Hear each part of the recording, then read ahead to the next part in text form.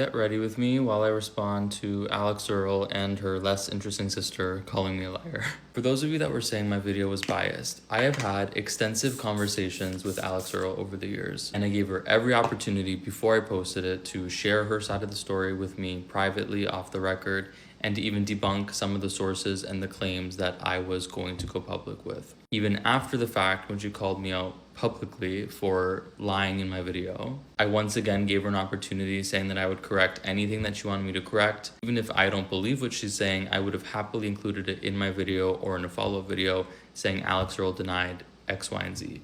And the reason why I'm explaining, we've had many prior conversations, I think it's important context to understand that she made a conscious decision to not respond to me. I am not responsible for that. And the thing that's so annoying about her and the less interesting sister is that they want to come out and publicly say that everything I said in my video was a complete lie. When in reality, if it was a complete lie, it would be incredibly easy for them to use their much larger public platforms than mine to just come out and debunk what I said. But the reason they're not going to do that is because what I said is true. If what I said is complete bullshit, you could also sue me for defamation the same way that you sued Gymshark after they dropped you for being pro-Israel. I have been threatened to be sued by the D'Amelios, Kourtney Kardashian, Eric Kirk, James Charles, and no one has actually ever done it because I speak the truth, and the truth is an ultimate defense to defamation. For those of you saying that I'm secretly working for Alex Cooper, for the record, a while ago, Alex Cooper expressed interest in signing me to Unwell to have my own podcast. And then right before we were about to have meetings to discuss it further, she completely ghosted me. And I was always salty about that, not because I actually wanted to be signed to that sad excuse of a media company, but just because of the basic manners of ghosting someone after expressing interest like that, to me, is not good business decorum.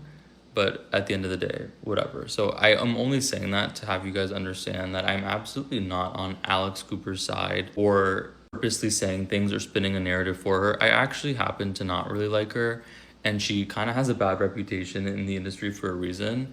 And I honestly didn't even really talk a lot about it because I thought it was kind of an open secret that Alex Cooper is not really a nice person. And honestly, I think it's really sad and almost a little bit funny that the only two things Earle has ever truly taken a stance against, 10 toes down, is against Palestine and against Alex Cooper. Like, that's really fucking pathetic, honestly. I would also really appreciate it if people stop calling me a Trump supporter, because it's pretty frustrating and it's not even remotely true. The only reason anyone thinks I'm a Trump supporter is because I posted a video 3 months before the election explaining why Kamala Harris was doomed to lose and what she could do to improve her campaign so we wouldn't get stuck in the situation we're in now. And then, of course, people couldn't understand that I was actually criticizing her from the left and then assumed that I was right-wing. I am Canadian, and I have tweets going back to 2016 of me berating and criticizing Donald Trump. What was an 18-year-old Canadian boy who had nothing to do with the United States doing, tweeting his distaste and loathing for Donald Trump? Like, there's all these influencers who have these old tweets, including Earle, actually, of them saying the N-word. And you go back in time and you see my tweets literally being so left-wing, criticizing Donald Trump from such a young age. And you're actually going to sit here and still try and spin the narrative that I'm the Trump supporter because I tried to give Kamala Harris marketing advice for her shitty-ass campaign. The main reason I've honestly lost respect for Earle is it's very easy to just sit down, set up your camera, no lies, no edits, and just tell the truth. When you're telling the truth, it's really fucking easy. You don't need a script.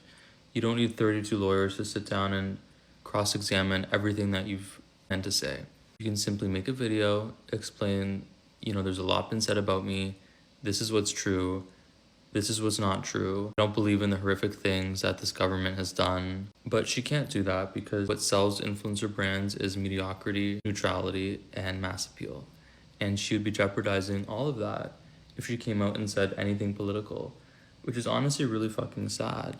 And it's really sad that the only political thing she's ever said has been so off base. If you cannot look at the world and denounce what's happened in Lebanon and Palestine, you're just a shitty person, and I don't think that you should follow these influencers who can't even just sit down and say, I don't believe in bombing children. It shouldn't be that fucking hard. So honestly, I'm done.